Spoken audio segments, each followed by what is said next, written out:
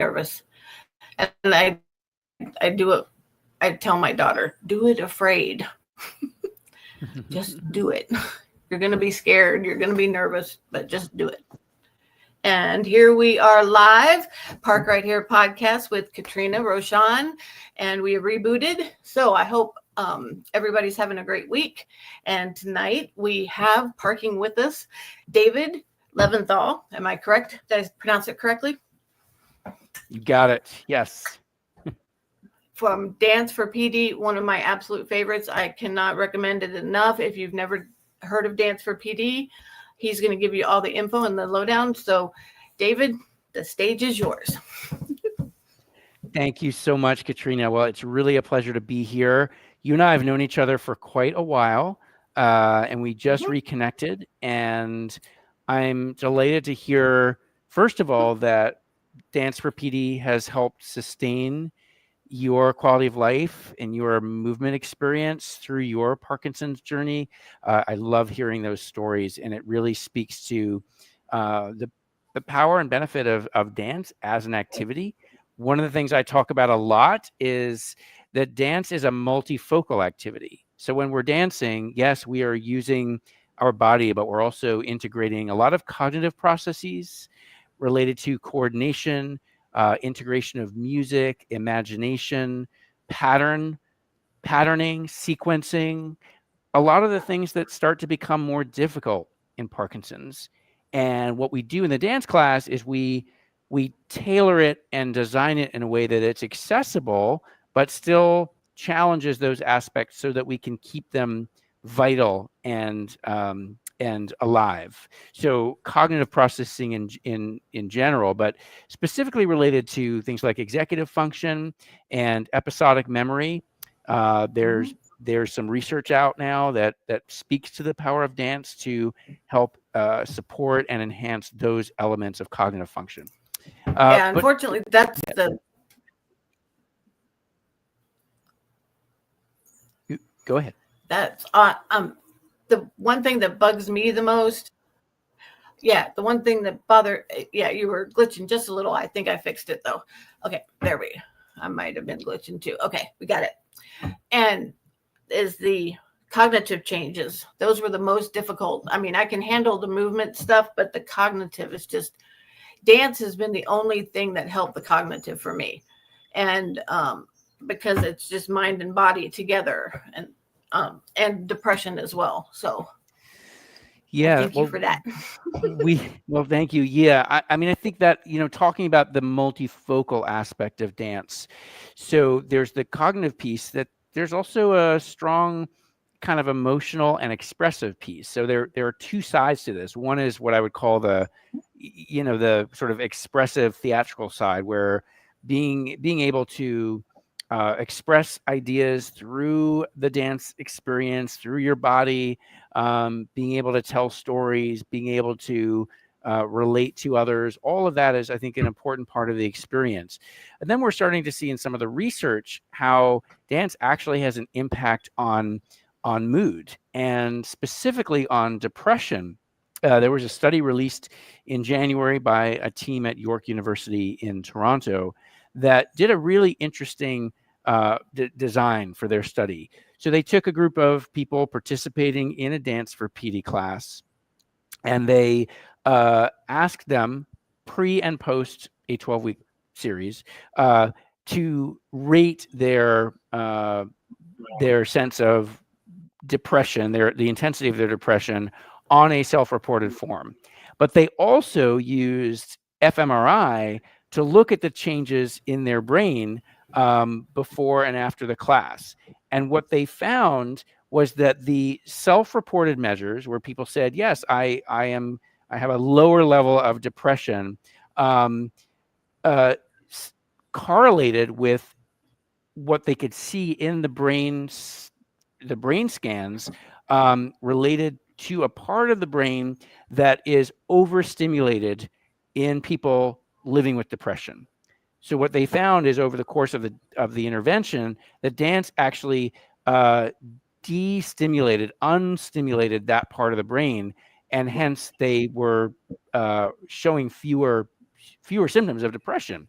This is pretty interesting because we've had other research studies that have shown self-reported changes in mood and self-reported decrease in depression, but we haven't seen in parallel actual brain imagery, brain scans that show that there's something going on in the brain while we're dancing that can reduce the impact of depression. So that's pretty interesting. Obviously, we need, as with all of these studies, it's preliminary. We need more work. We need more funding for that kind of work.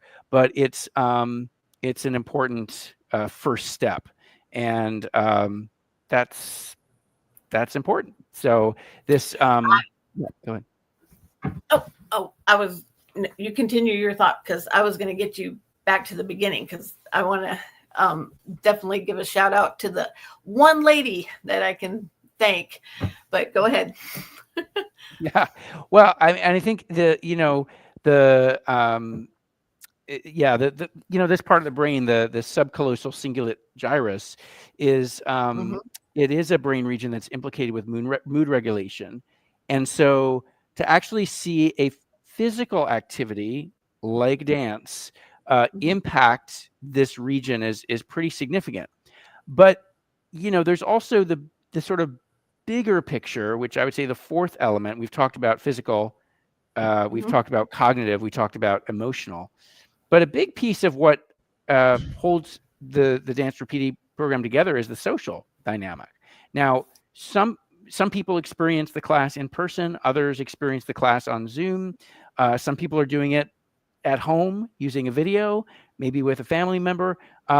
But I think the social piece of this is huge. And we see that social dynamic in other group exercise classes, programs like boxing or Tai Chi, right? Pedaling for Parkinson's. Those are all programs that integrate some element of social connection. I think what happens in dance, though, is because dance is designed as a social activity in many cultures, we're kind of leaning into that. So we're leaning into eye contact, we're leaning into touch, dancing with a partner, dancing in a line, dancing in a circle.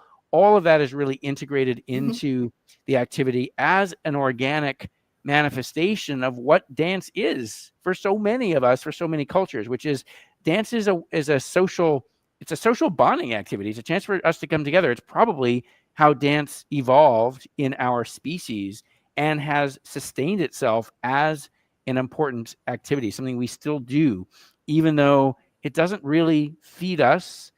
It doesn't give us food. It doesn't give us money. So we wonder why does dance still exist in our culture? It exists as a social glue, as a way for us as human beings to connect and share space together and actually communicate non-verbally. So there's a lot going on that's part of the evolution of dance. You'd asked about how our program started, and I do have a shout out for a woman named Oli Westheimer, who was really the person who came to the Mark Morris dance group in 2001 with the idea for a Parkinson's dance class. There was nothing like this. And in fact, in 2001, there really wasn't any kind of organized exercise activity for people with Parkinson's. There was physical therapy. There was occupational therapy. There were movement disorder specialists, but there wasn't really a lot of community-based exercise for Parkinson's. You have to remember that in 2001, a lot of neurologists were still saw exercise as a counter indication. They would not necessarily prescribe exercise. It's hard to imagine now in 2025, but 25 years ago, there wasn't a lot of research, and I think neurologists were concerned about fall risk, and so they would often tell people it's best not to exercise.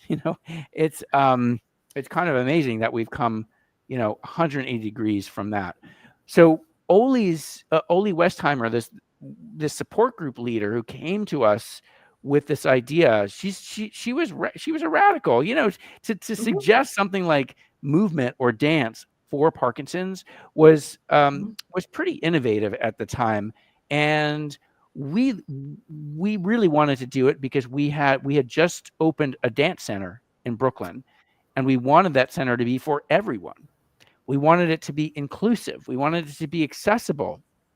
And so to include people living with Parkinson's as part of that vision just seemed absolutely organic to what we wanted the center to be.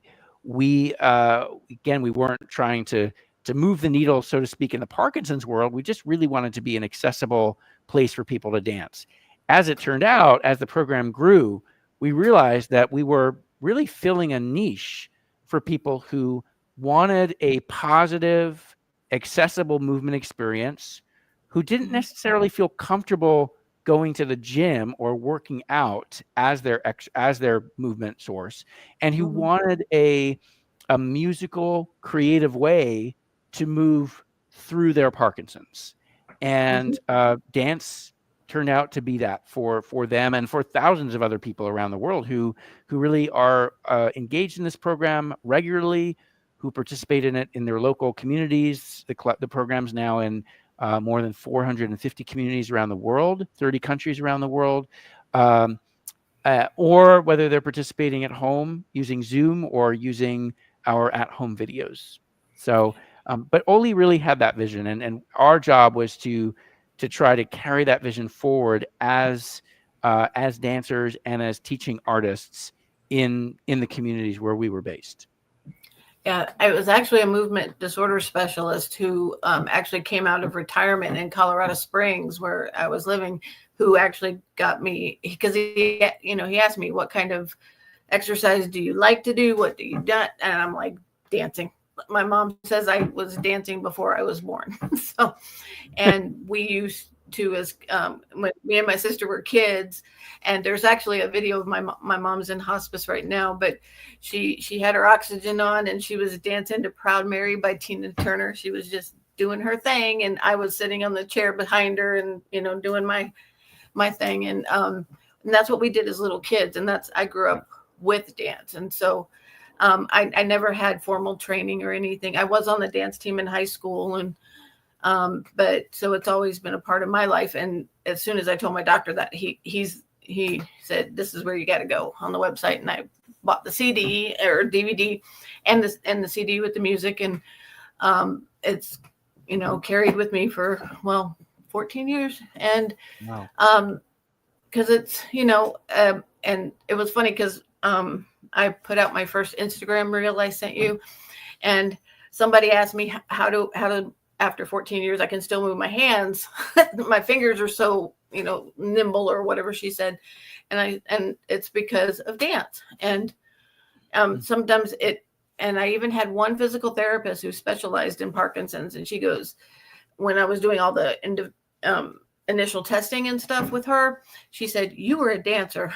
She said, because the way I compensate and I'm more aware of my body, because of dance, it really helps. And it's kept me balanced. And I've had one fall in the last 5 years. So, and now I missed a step. So it wasn't a complete balance issue, but it was, I don't do steps if I don't have to, but at my mom's house, I fell a couple months ago, actually in March, but because of dance and I mean, I went from a wheelchair to a walker to cane to back to independency. And the only exercise I used was dance for PD. So, and that's what I use. And I can testify to it. Definitely. Thanks. And what's going on now? And what are you looking toward in the future with the company and with yourself and all of that? Yeah. So, I mean, I think what you speak to is everybody has to find their own path and their own activities. For some people, that's dance. For some people, that's ping pong and yoga. But I think what's important is finding a combination of activities that support you. And I think that's why it's important to kind of build a portfolio of things that you like to do, and then let those things be your pillars. Sometimes people ask me, what's the one thing I should do? And that to me, I think misses the point. The question is, what are 5 things I should be doing to support? Because it things will complement each other. if you Mhm. put them together. But nobody should be forced to do an activity that is not fun. It doesn't have some sense of joy to it, because then you're not going to stick to it.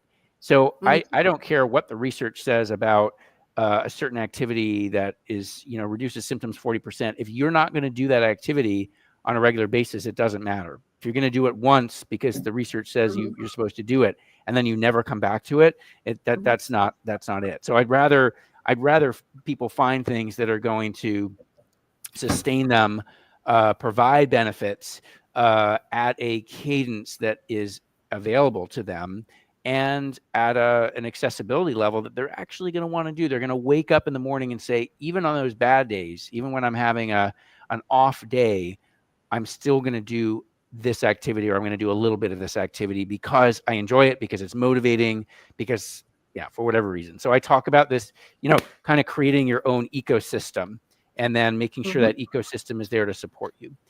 So one of the things we're working on is accessibility with a capital A. So really making sure that our program is available to all kinds of folks, whether they are living in rural areas, right? So that's why we maintain our free Zoom programming, 4 days a week, whether it is creating opportunities for people whose primary language is other than English to participate and understand our programming. So we currently have programming in Spanish, both in person in New York, but also online. And we also have programming in Mandarin.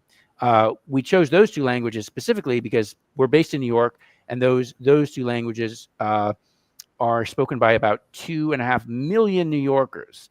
So we realized if we're Wow. not yeah, if we're not making programming available in those languages, we're not doing our job. We're not serving our community. As it turns out, Mhm. though, because those programs are also online, we're bringing in people from other communities who are more comfortable dancing in those languages. Of course, dance is a universal language, but it helps to have things explained to you in those languages. But we're also addressing sort of the cultural resonance that accompanies those languages. So for our Spanish-speaking class, we're bringing in Latin music, Latin dance forms that are perhaps more familiar to Spanish speakers, and of course everyone is welcome. But we're making that class more culturally specific, as we do in the Mandarin class, where all of our teachers have a background both in contemporary dance forms, but also traditional Chinese dance forms, and those Mhm. are coming into the class in beautiful ways as well. So I think, because dance is a universal language, but it also is an expression of who we are, what our Mhm. culture is, what our background is. And I think when you're living with Parkinson's, it helps to be in a comfortable, familiar place. Nobody wants to be transplanted into a home that we don't recognize, and that's true with dance and music too.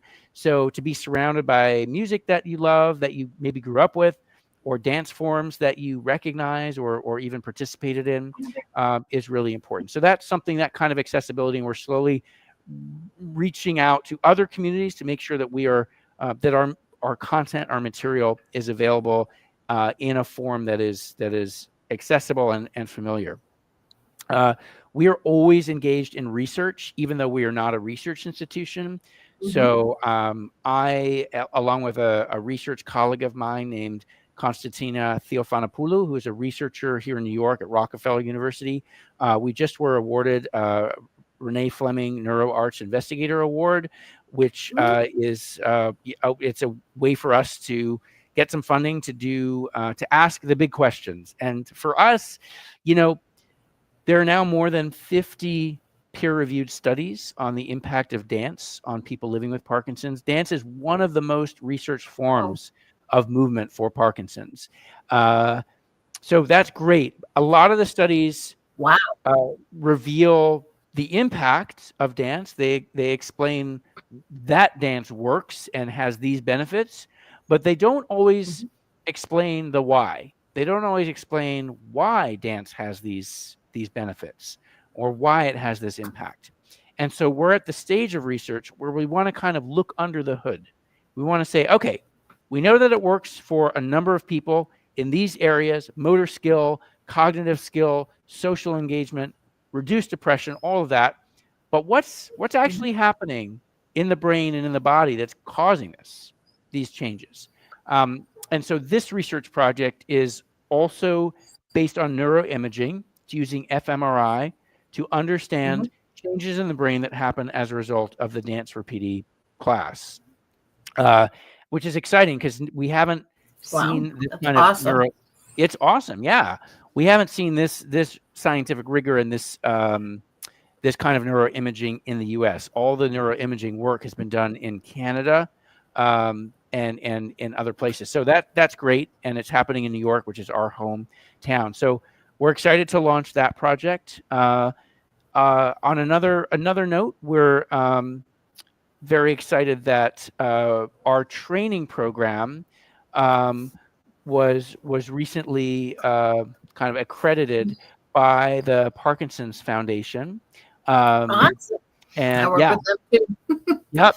So they have a program called the Exercise Education Accreditation Recognition Program, and what they do is they've evolved and developed criteria for exercise education programs and also a competency framework for exercise professionals.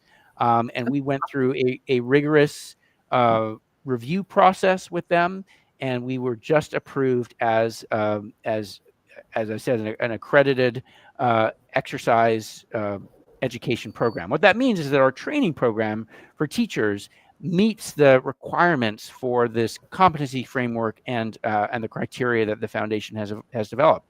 And this is great because we want, even though we are really coming at dance from the world of dance as an art form, we recognize that for a lot of our participants, dance is their main form of exercise, right? It is their main movement form during the week. And so we want to make sure that the training that we're doing aligns with the sort of exercise protocols and exercise framework that are valuable and safe for people with Parkinson's. And what this accreditation does is it says, yes, it's sort of that stamp that says, yes, our training program is addressing the considerations for people with Parkinson's. It is a safe and robust approach to exercise. It just happens to engage creativity and music and social interaction, all the things that we would expect from the art form, but it's also good exercise. So that's exciting for us, and we're proud to have that badge of support from the Parkinson's Foundation. That's awesome. I'm sorry, I have the windows open and my cousin just drove by and beeped. I'm in the mountains. It's nice to have a small town where everybody knows your name. Oh yeah. And yeah, it was funny because when we first moved here, my husband's from Chicago, and I had to interpret. Him and my cousin got very close, but at first he couldn't understand the thick drawl, and it only comes out in me if I'm really mad. So, well, try to avoid that situation. No, I very rarely get mad. Okay. Well, the other thing that we've really been trying to do is to support new programs, because we realize that people come out of our training program and are often trying to start something in a new community where there isn't an existing program, but it's hard. It's an uphill lift. It's an uphill battle. There isn't a lot of funding, and it can be difficult for them. So we realized there was really a void here between the training process and starting a program. And so we have tried to fill that gap with a launch grant program we call the Dance for PD launch grants. And these are grants of up to $2,000 that can help an instructor or an organization or a local community center actually start a Dance for PD program in their communities. We tried to keep that application process very streamlined. The reporting process is pretty minimal. Yes, we want you to do the work. We want you to do what you said you were going to do, but we try not to have it be an arduous, 20-page report that you need to submit. And it's very quick. Happens. Yeah. Oh no, we don't. That never happens with nonprofits and all that. No. No. So the turnaround is pretty quick. This is a quarterly process. So we wanted a fast turnaround. We really wanted to be able to fast track new programs. After it's not designed to be, ongoing. It's a start. And then the hope is that over the course of that pilot program, you can establish need. You can show that people want and come to this program, that there's a need for this program in the community. And then our hope is that the community can then rally behind the class, whether that's through local funding, local corporate support, or even a subsidized program with some fee for service, some local grants, etc. So that is our hope. We have, since January, we rolled out 10 of these grants on 3 continents. So US, Canada, South Korea, Norway, and the United Kingdom. We are open to more applications. It's a rolling application process. So we're excited about that, because I think it does fill a gap in the pipeline for people who want to start programs, but really don't have the means to invest their own money in it. Obviously, there's a training component that does have a fee, but we don't want anyone to have to work for free. This work seems too valuable for teachers to just offer it as a volunteer. So we really want people to be paid, to pay themselves to offer this class. It also allows people to be able to rent a space. It allows people to print brochures, get the word out. So it's again, it's designed to set up 4 to 6 pilot classes to get started, and then to show that there is interest and need in this program, and hopefully it'll then continue on from that initial pilot. That's awesome. I'm actually thinking the wheels have been turning. There's a very large support group in Roanoke, which is about 2.5 hours from here, and we had our first conference last November. And usually this is for APDA, American Parkinson's Disease Association. And I'm the Western Virginia representative, which of course is everything west of Charlottesville, which is, wow. Because they only had board members up to Richmond. I mean, it was just the east coast of Virginia, Northern Virginia, and Richmond. And I'm like, we're over here. And like an hour north of me is West Virginia, hour south of me is Tennessee, and an hour west is Kentucky. I'm in that part of Virginia. And but Roanoke, even in Williamsburg, their conferences were 50 to 100 people. We had over almost 250 people show up in Roanoke. Wow. Yeah, the first conference, and the support group was really behind that. So I'm going to get in contact with them, and I think we can. Roanoke's the closest city. I'll say city because I've been to New York, I think 2 or 3 times in my life.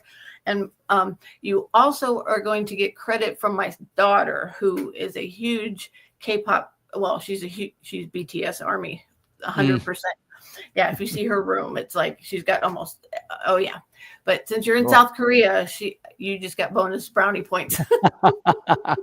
They have great music and wonderful food, and they have Dance for Petey there. So what can I say? It was J-Hope from was the song that I used in my Instagram reel. One of the BTS members, because the name of the song was Neuron. So it kind of seemed appropriate for my first one. Perfect. But so I'm really excited.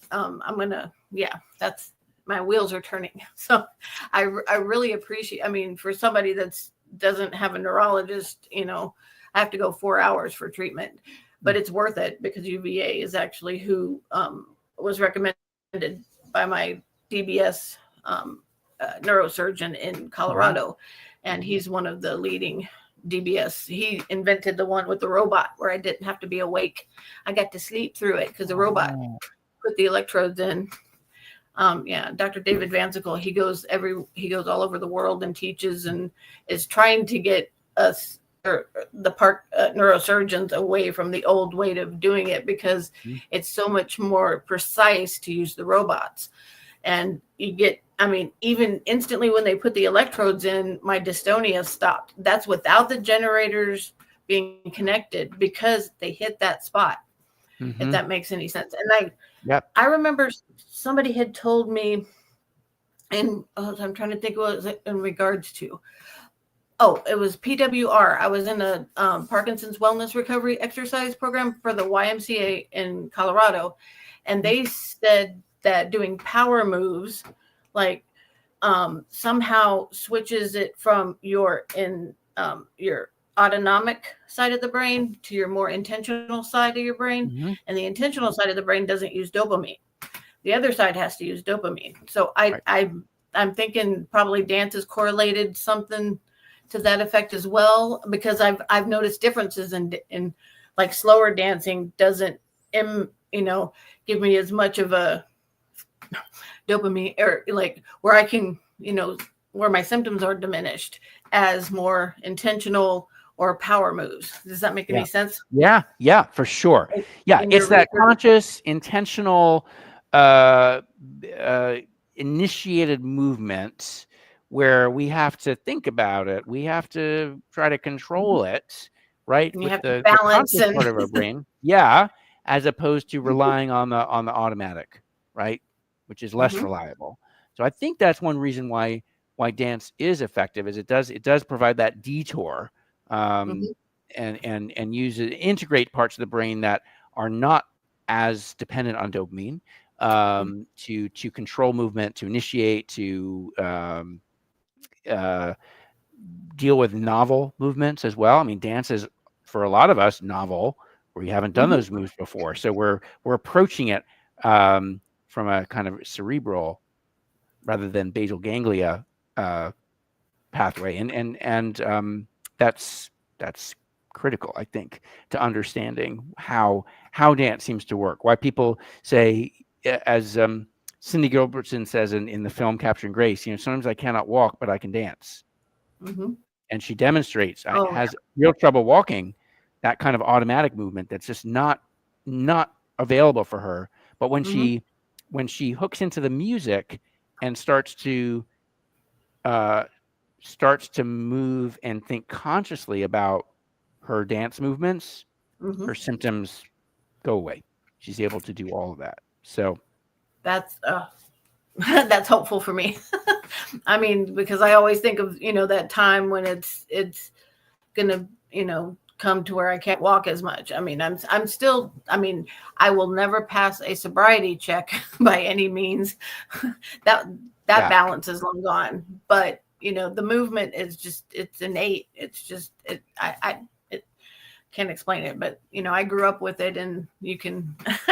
I should send you that pic. It's a short little clip of my mom with her oxygen on in hospice, and she's because that brought her such joy. I mean, she was out of breath. She has end stage COPD, and she was out of breath, but it lifted her.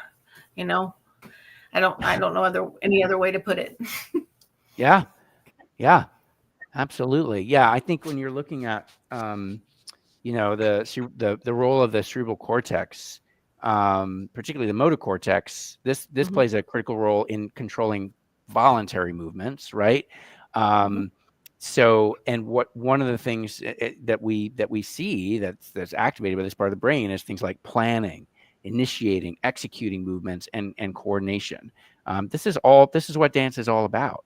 But the other thing that happens that's really fundamental that we haven't really talked about yet today hmm is that what we see in a dance experience is that the motor cortex starts to align with the auditory cortex, and the thing that makes that happen is music. So hmm music is this incredibly powerful force, coach, guide for people living with Parkinson's, because it provides that kind of uh, external initiation, external roadmap for rhythm and for movement execution. And what we see, I mean, physical therapists will talk about this too, this sort of rhythmic auditory stimulation that happens hmm when the motor cortex starts to synchronize with the auditory cortex, um, which helps us initiate movement, sustain a steady rhythm in the body. So I see people Mhm. coming in who will walk down the hallway with an uneven gait, shuffling gait, perhaps. Um, Mhm. but once the music starts and once there's choreography involved, they start to find an evenness to their walking, an evenness to their movements, a sense of flow in their movements that is otherwise less available to them. And that's really satisfying to see. And there's really nothing like music to be able to make that, to perform that kind of integration in the brain. So very excited about some of the research on music and Parkinson's, Mhm. particularly as it relates to movement. How did I know you had mentioned that you're like on the board or for Davis Finney. How did you connect with that foundation? Just because I have to. Sure. Well, I mean, Yeah. I love the foundation's work. Mhm. I think we really align on the idea of living well today. Mhm. What can we do today to support the Parkinson's tribe, to ensure that we have really engaging responses to what can I do right now? We don't want to lose sight of the research, the cure, Right. future treatments. All I of think that is it really, just yeah, it really really just. important. Mhm. But I, for David, go ahead. Sorry. no. How did you meet David, or have you So uh, so Davis? Mhm. yeah, I did several movement demonstrations and movement breaks at the Davis Finney Foundation Victory Summits, Oh. going back, gosh, 11, 12 years. And I did several of these and then got to meet Polly Dawkins, who's the executive director, got to meet Mhm. Davis and Connie. Mhm. And we just all really had a shared mission. And Mhm. so I think it just, I got an invitation to join the board probably 3 years after I started doing these movement sessions, Mhm. and we're just really aligned. I think um, the other thing, of course, is that the emphasis that the foundation has on living well through movement, because of course Mhm. Davis's experience as a top level athlete living with Parkinson's, and then being an advocate Mhm. for the power of movement, the benefits of movement, and the benefits of really, I love this motto of the foundation, which is that every victory counts. So Yep. whatever I have your level, yep, right, cases of the book. I have cases of the book. yeah, I've given them out to my physical therapist, my occupational therapist, and everything because I'm going through that because post fall, but just to make sure I'm strong. But yeah, my husband uses that one quite. He's like when I'm complaining about moving or complaining about a little cramp in my toe. Every victory counts. You got up and I'm like, shut up. Some, but but it is really very true. very true. Yeah. It's for for me it's just every step. Sometimes it's every day because it can be you never know what. It's like a box of chocolates. You never know what you're going to get in the morning, and it just every step literally is a victory. So Yeah. that's I love that one. Yeah. So true. And I think really doing everything at an Olympic level of commitment. That doesn't mean you have to be an Olympic athlete, as Davis Hmm. is. It doesn't mean you have to be a professional dancer, as I was, but it means you Hmm. have to commit to things and think about managing your trajectory as an athlete or as a dancer with that same level of commitment. You wake up and you're like, okay, I got to motivate to do something today. And even if it's 5 minutes of doing something, 5 minutes of walking, 5 minutes of dancing, 5 minutes of boxing, 5 minutes of Tai Chi, whatever it is, that's a Hmm. victory. To get up and do that. And then the next day to get up and do 8 minutes, a little bit, it's another victory. Yeah. Yeah. So taking care of yourself as a committed act of motivation, of diligence, that's the victory. And I think that's what Hmm. we want to encourage people to find, because it's so easy to go back to the couch and say, I don't want to do anything today, I don't feel like doing anything today, right? But we are in a marathon, we're not in a sprint. We're in a marathon. We have a long way to go. Fortunately, we have a long span with Parkinson's, but we have to do a little bit every day to stay in that marathon. Yeah, it's not a terminal illness. It's Michael J. Fox is a testament to that for sure. And people, I guess another motto I've heard: you don't die of Parkinson's, you die with Parkinson's. I mean, it's it's not the end. And and that's what I want. That was my desire for like rebooting and continuing the podcast, is just to let people have as much information and as much encouragement, and learning to be their own advocate. That's a big thing for me, because advocacy is huge in the Parkinson's community. It took me like 4 years to properly get diagnosed, and like those kind of horror stories, well, at times can be horror stories, are just so rampant through the Parkinson's community. Of course, especially since this is the second largest neurological illness now. It may overtake Alzheimer's, they say, and it's not just the person with Parkinson's that's affected. It's the care partners and the families and the children. And because I have two only children, is what I call them. My son is 31 and my daughter's 18. Mm-hmm. So they've had two different mothers. So my daughter was 5 when I was diagnosed, and my son remembers me as a nurse and very active, and before Parkinson's. And so this disease impacts, so I mean, if you think about it, if 1 million people in the US get it, over 10 million people are affected, between friends, families, coworkers, church members. I always meet somebody, oh, I know this person with Parkinson's, or this person with Parkinson's, or and that's my desire. And I've really felt it just researching you in general, and your background. And I did more of it last night, and it was just awesome, because it feels like it's like with Davis. And when I met him, and I started a hug fest at a conference, because I just had to hug him. And it's like, one day I hope to hug Michael and, Michael J. Fox, and, because just to tell them thank you. So, and you're one of those. So one day I'm going to give you a big hug. I will look forward to that day. Because and hopefully we can dance. We can dance together as well. Hugs and dance. That would be awesome. And because you've not just impacted me, it's my daughter and my son, and because I became a grandmother last December for the first time. Congratulations. So now I'm a mama. That's I'm wonderful. a mama. Oh, so and hopefully you've been dance a part of that for years. Yes, I'll bring my granddaughter.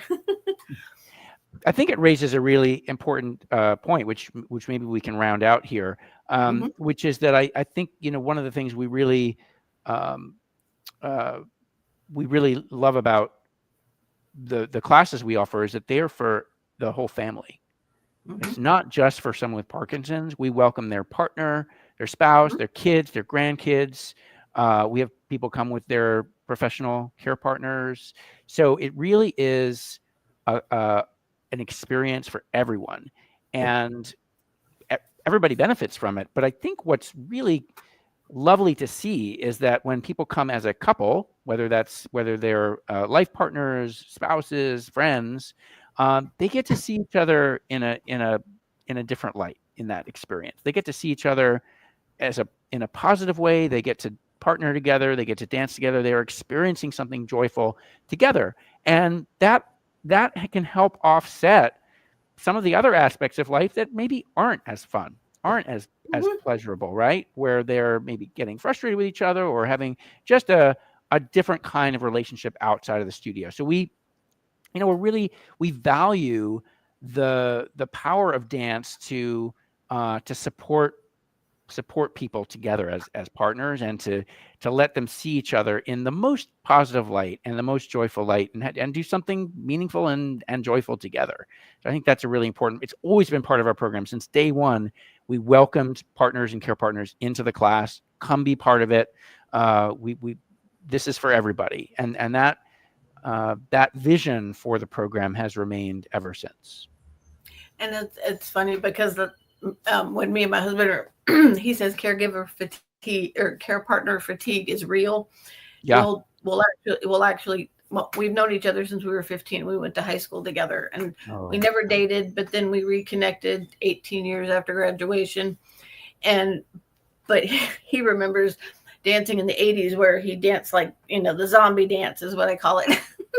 And he would always, keep his distance. But now we use dance as like okay, let's, get together. And he's actually done the dance for PDs with me many, many times. And hmm, just it connects us. So wonderful. Yeah. yeah, we don't do the zombie dance anymore though. Well, it's wonderful, and I think it speaks to the fact that if you can take that first step into dance, even if it feels foreign and maybe a little scary and Mhm. just have a lot of preconceptions, come try it. Come try it once and see how accessible and fun it can be. I think for a lot of us, we haven't danced since we were little kids. And then somewhere in our society, we're told, oh, dance is for kids, or dance is for professionals, or dance is not for Mm-mm. you. And we internalize that message and we cut ourselves off for something that can be so joyful and beneficial. So uh, just check it out. There's so many ways to try it. You can do it safely at home with your camera off on Zoom. You can do it on a video that you download or pop into your player. But find a way to bring dance into your life, because for the majority of people who are anxious about it but who come to it, they are so happy that they found it and so happy to stay in it for the long term. So I just want to say that, because some people out there might be listening and say, I'm nervous about dance, or it makes me anxious, or I have two left feet. And all of that is understandable because of what society tells us what we think about Mhm. dance for ourselves. But it really it's a human right. Dance is a human right. It's something that is that is, you know, really gets at the heart of what it means to be human, Mhm. right? That, Yeah, I have yeah, a movement. little video of my sister. She was in India and she was ministering and giving. She was there for 9 months, and I have one of her dancing to the Indian music and her sari. I mean, it dance has always connected people, and tell everybody where they can find Dance for PD if they've never heard of it, and where to go and find you and all that good stuff. Give your shout Sure. outs.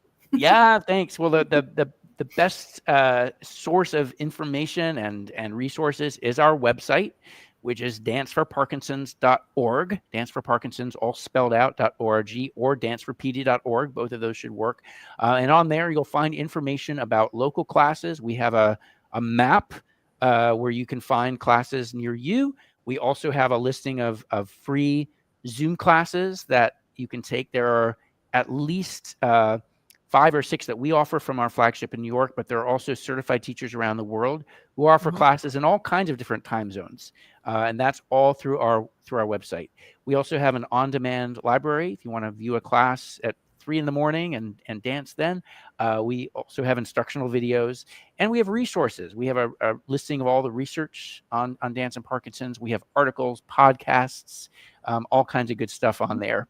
So that's the best place. We also do have a toll-free number, 1-800-957-1046. If computers are not your thing, and you want to talk to somebody live, if we don't pick up, we will call you back. So that's another way that we try to be accessible. We have a dance by phone program. Katrina, did you know that? No. You can call that toll-free number, and you can press 2 digits, and you'll hear a guided recording of a dance activity on your phone. And we did this during That the might pandemic. actually work Yeah. out here in Appalachia. Yeah, Not a lot of people like the computer, so that's I right. actually have to go old school and set up flyers at the library and the post office and grants and the grocery Yeah. store, and I have to and go to flea markets with my Davis Finney books and my APDA stuff, and I have to go where people are. It's even APDA told me that my role is kind of different out here because we're starting from scratch and all the other board members have established areas. Yeah, So I'm I'm digging. I'm starting from the ground up and building, and so I really appreciate that you're back there and you got my back. So you're doing amazing work. You're doing it amazing takes work. a village, and welcome to my village, or my mountain, or my holler, however you want to put it. Well, I really enjoyed having you with me, and it's going to reach so many people. Thanks to, I have to give a shout out to my new producer and director of social media, Chloe. She is my niece, and she's going to get the podcast everywhere. And I really appreciate you giving the time and your voice to Parkinson's. It's greatly appreciated for me personally and for the community at large. Thank you. It's an honor and a privilege to be able to work with this amazing community and people like you, Katrina, who are so dedicated to improving the lives of community members and members of the tribe wherever they are. So thank you for your work. Thank you for your passion and your thoughtfulness, and for having me on your podcast. Well, I appreciate it very much. So remember, new time for the podcast is Fridays at 6 o'clock. I'll either pre-record and set it live, or I'll be blessed like I was this evening with David. And definitely go and check out Dance for PD. I am an advocate for them, and they've been great, a lifeline for me. So thank you very much. See you next week or on Instagram, and park right here. Thank you very much. And